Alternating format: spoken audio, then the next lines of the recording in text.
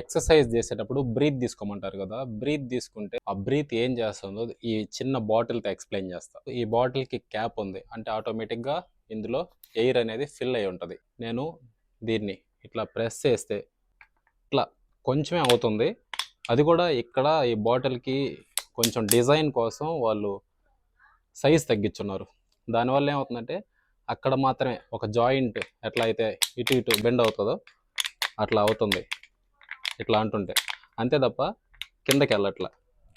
అదే ఇప్పుడు క్యాప్ తీసేసాం, ఇందులో ఎయిర్ ఏమంత లేదు కదా, ఎక్కడి నుంచైనా కానీ ఫింగర్ టిప్స్ అయినా సరే ఇట్లా స్లోగా అన్నా కూడా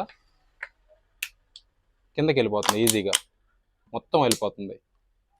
అట్లా మనం ఎప్పుడైతే బ్రీత్ ప్రాపర్గా తీసుకొని వెయిట్స్ లిఫ్ట్ చేస్తామో అప్పుడు మన బాడీ మీద ప్రెషర్ పడినా కూడా ఆ స్పైనల్ కార్డ్ మీద ప్రెషర్ పడకుండా, ఆ డిస్క్ల మీద ఆ కంప్రెషన్ అనే లోడ్ లేకుండా మన కోర్ ఏరియా అంతా కూడా టైట్గా ఫిల్ అయి ఉంటే మన స్పైనల్ కార్డ్ అనేది చాలా సేఫ్. దానివల్ల ఇంజురీస్ అనేది చాలా తక్కువ అవుతాయి, లోవర్ బ్యాక్ ఇంజురీస్. కాబట్టి బ్రీత్ ఇన్ ప్యాటర్న్ అనేది చాలా చాలా ఇంపార్టెంట్. దాని పేరు వాలసెల్వా మాన్యువర్ అని కూడా అంటారు. ఇంకా మీకు ఇది అర్థం అవ్వాలని ఈ బాటిల్తో తీసుకొని చెప్పాను. డెడ్ లిఫ్ట్స్, స్క్వాట్స్ అవి చేసేటప్పుడు కూడా చూపిస్తా.